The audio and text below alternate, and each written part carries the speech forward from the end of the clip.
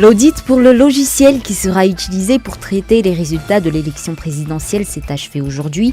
Selon les experts qui y ont procédé, ce programme est fiable mais peut être amélioré. Des représentants du candidat numéro 13 et du candidat numéro 25 ont assisté à cette expertise. De nombreuses stations d'essence sont actuellement en rupture de stock et pour cause, de distributeurs de produits pétroliers ont rencontré des problèmes en matière d'acheminement de carburant depuis le début de la semaine. Cependant, les responsables ont déclaré que ce problème sera résolu dès demain. Après les graves violences survenues à Paris et en France à l'occasion des mobilisations des Gilets jaunes, le ministre de l'Intérieur s'est engagé à renforcer le dispositif de sécurité en cas de nouvelles manifestations pour demain.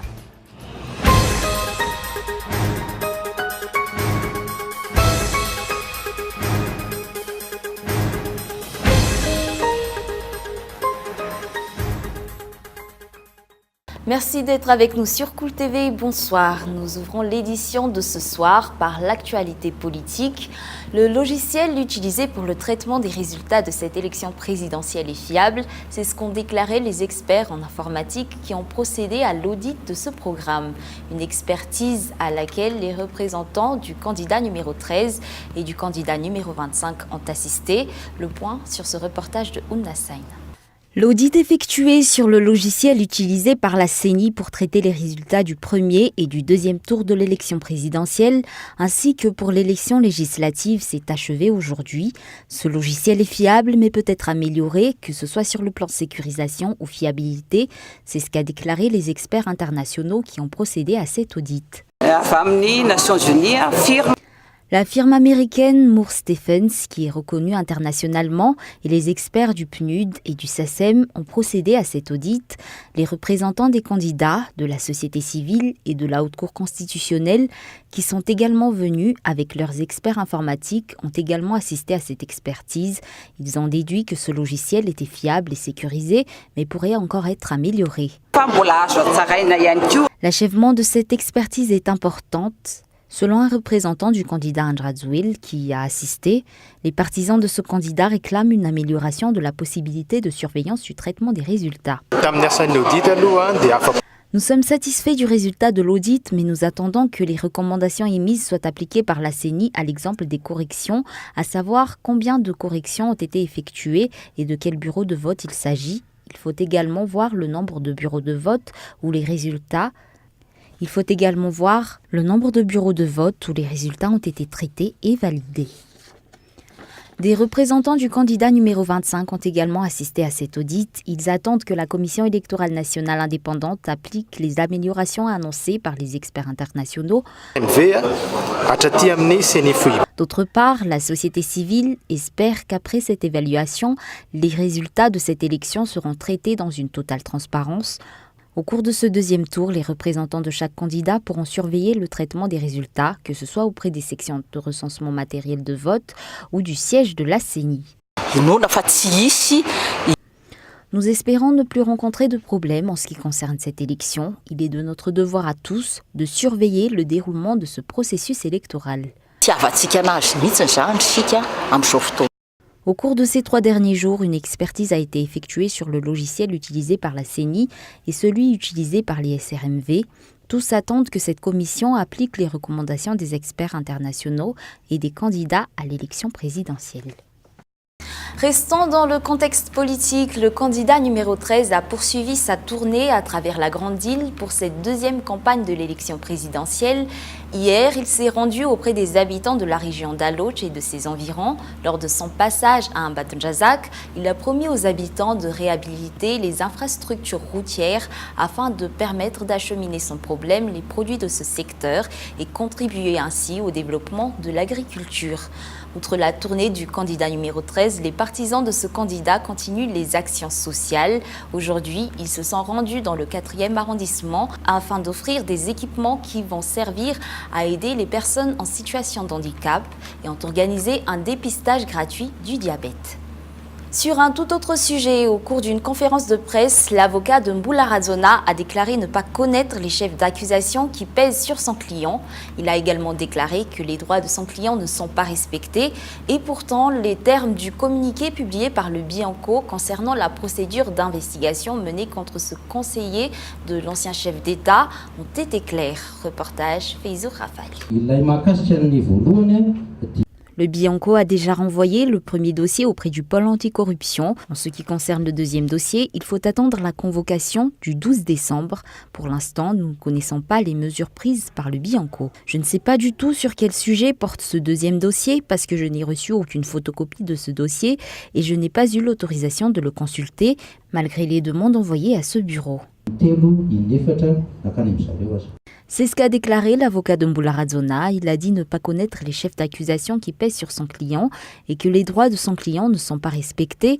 Et pourtant, les termes du communiqué publié par le Bureau indépendant anticorruption au cours du mois dernier sont clairs. La branche territoriale du Bianco à Thomasin a été saisie de doléances en date du 4 juillet 2017 impliquant Mboula et consorts de plusieurs faits de corruption et assimilés. Les investigations ont débuté depuis lors. Entre-temps, le Bianco a également reçu une délégation judiciaire émanant du pôle anticorruption le 27 juillet 2018, requérant au Bianco de traiter un autre dossier concernant l'intéressé avant le 19 octobre 2018. Aussi, la convocation de l'intéressé, le 19 novembre 2018, résulte de la suite réservée à cette délégation judiciaire après une demande de prolongation d'un mois pour son exécution en raison du volume et de la complexité du dossier. Corruption, exportation illicite de bois de rose, abus de pouvoir en matière d'exportation au niveau du port de Thomasin, ce sont les principaux chefs d'inculpation qui pèsent contre Mboula, ce conseiller de l'ancien chef d'État qui soutient aujourd'hui Marc Ravalman et que son avocat déclare ignorer. Dans l'actualité économique, 2 distributeurs de produits pétroliers ont rencontré des problèmes en matière d'acheminement de carburant depuis le début de la semaine. Résultat, il ne reste que peu de stock dans les stations d'essence. Toutefois, les responsables ont déclaré que ce problème sera résolu dès demain. Michela Ranardzon. Depuis le début de la semaine, de nombreuses stations d'essence de la capitale sont en rupture de stock de carburant. Pour l'instant, la raison de cette rupture reste inconnue selon les explications fournies par un pompiste. Il y a eu une rupture, puis une livraison a été faite, mais aujourd'hui, nous n'avons déjà plus de stock, donc nous avons dû fermer boutique pour la journée. Pour l'instant, nous ne connaissons pas la raison de cette rupture. Selon un responsable au niveau du ministère de l'Énergie et des Hydrocarbures, par le biais d'un appel téléphonique, les carburants de 2 compagnies pétrolières n'ont toujours pas été acheminés. Cependant, la situation est actuellement réglée parce que finalement leur produit a été livré depuis hier. Il y aura également une nouvelle livraison aujourd'hui et demain. Tout cela est dû au retard d'un bateau, ce qui a causé une rupture de stock pour certains distributeurs, toujours selon les explications. Tandis que d'autres avaient un stock suffisant pour couvrir ce retard. Ainsi, le problème devrait être réglé dès demain. Les stocks de 3 mois prévus auparavant ne semblent plus être d'actualité. Jusqu'ici, les stocks existants ne suffisent pas aux besoins locaux. Et pourtant, le prix du carburant a encore augmenté il y a quelques jours à peine. Dans l'actualité sociale, jusqu'à la fin de l'année, toutes les coopératives de transport de la capitale vont augmenter leurs frais de transport à 500 ariars. Aujourd'hui, c'est la ligne 119 reliant 67 hectares à un 4 qui a haussé son tarif. Une augmentation qui s'explique par la hausse du prix du carburant à la pompe et les réparations qu'il faut effectuer sur les véhicules, mais également à cause de l'État qui n'a pris aucune mesure efficace pour régler les problèmes que rencontrent les transporteurs selon leurs explications. Pour rappel, jusqu'à ce jour, les compensations promises par l'État pour l'année 2017 n'ont toujours pas été perçues. D'autre part, les transporteurs qui ont augmenté leurs frais de transport ne semblent pas respecter leur cahier de charges. La population continue de subir leurs abus et les défenseurs des droits des consommateurs restent terrés dans un silence incompréhensible face à cela. Passons maintenant dans les actualités internationales. Veille d'un nouveau samedi de manifestation en France, le ministre de l'Intérieur dit craindre que les éléments radicaux se mobilisent à nouveau. Un important dispositif de police a été déployé dans toute la France. Un récit de France 24. Demain, ils resteront ici, mobilisés. Dans les Bouches-du-Rhône, ces gilets jaunes ne veulent pas se rendre à Paris, à plus de 800 km de chez eux. On n'a pas l'argent pour monter à Paris. Il y a plupart des gens, ils n'ont pas les sous pour monter à Paris. Comment on fait? Eh bien, on va se battre ici. Il va y avoir la guerre ici, la guerre à Paris, la guerre partout. Hein. Certains redoutent aussi les risques de débordement dans la capitale. Après, monter à Paris, on sait ce qui va se passer et c'est trop compliqué, quoi. Tout le monde est père de famille, a des enfants et prendre le risque d'aller prendre une balle ou quoi que ce soit parce que ça va arriver, moi j'en suis persuadé. Et non, on va rester ici et je vois aucun intérêt de monter à Paris, quoi. C'est une belle révolution, mais elle doit se passer dans le calme, elle doit être réussie. Ça ne doit pas être 1789, jamais, jamais, jamais. Donc j'aimerais bien avoir beaucoup de monde demain matin. La peur des échauffourées. Près de Rennes, c'est aussi ce qui inquiète ces manifestants. Demain, ils resteront nombreux sur leur rond-point. Il y a un appel aux armes et à casser du flic. Ça devient très très grave. Là. Donc moi, je n'adhère pas du tout. Donc non, je n'irai pas parce que ça va être très très violent visiblement demain. Parmi les manifestants que nous avons rencontrés ce matin, très peu vont se rendre à Paris demain.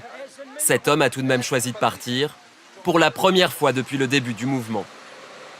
Je me devais de le faire pour mes enfants et aussi pour les Français, mais en général pour la France. Ça monte, la mayonnaise est en train de monter et je pense que ça va être un tournant décisif demain. Qu'ils aillent ou non à Paris demain, tous scruteront l'évolution de la situation dans la capitale. En Allemagne, Angela Merkel cède aujourd'hui à la tête de l'Union chrétienne démocrate. Après 18 ans à diriger ce parti, elle a été acclamée aujourd'hui lors du congrès de la CDU après avoir pris une dernière fois la parole. Écoutons. Chers amis, après 18 ans, ceci est mon dernier discours en tant que chef de parti de la CDU. Et en même temps, nous avons toujours su que ce n'est pas une seule et même personne qui incarne le parti, mais l'ensemble de ses membres. Et nous avons vu récemment avec quelle force et avec quel élan nous pouvons aller de l'avant tous ensemble, malgré les revers que nous subissons en ce moment. Revenons brièvement sur les grands points de ce journal. L'audit pour le logiciel qui sera utilisé pour traiter les résultats de l'élection présidentielle s'est achevé aujourd'hui. Selon les résultats de cette expertise, ce programme est fiable. De nombreuses stations d'essence ont des problèmes de stock depuis le début de la semaine. Pour cause, deux distributeurs pétroliers ont un souci d'acheminement du carburant. Après les graves violences survenues à Paris et en France à l'occasion des mobilisations des Gilets jaunes, le ministre de l'Intérieur a pris certaines dispositions contre une possible nouvelle mobilisation demain. Et voilà, c'est la fin de ce journal. Nous vous remercions de votre fidélité. Bonne soirée à tous et excellente suite de programmes en compagnie de Cool TV.